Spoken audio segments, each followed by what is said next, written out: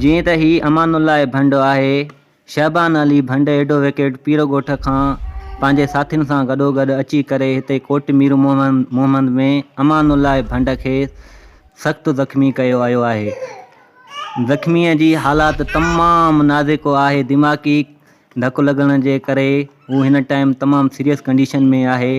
जीअं त वॾेरे छुटल भंड मोज़िज़ माण्हूअ जे मना करण खां बावजूद बि एडो विकेट शहबान अली भंड पंहिंजे साथियुनि सां ऐं उन सां गॾोगॾु पुलिस बि वठी आयो।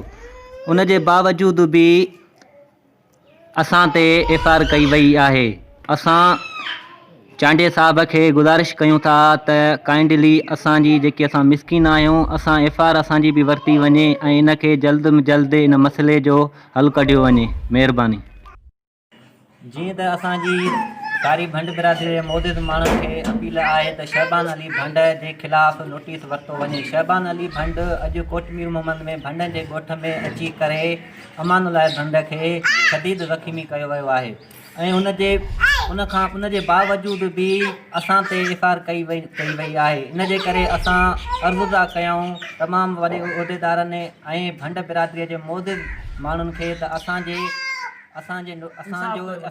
ख़िलाफ़ु इंसाफ़ कयो वञे ऐं शहबान अली भंड जे ख़िलाफ़ु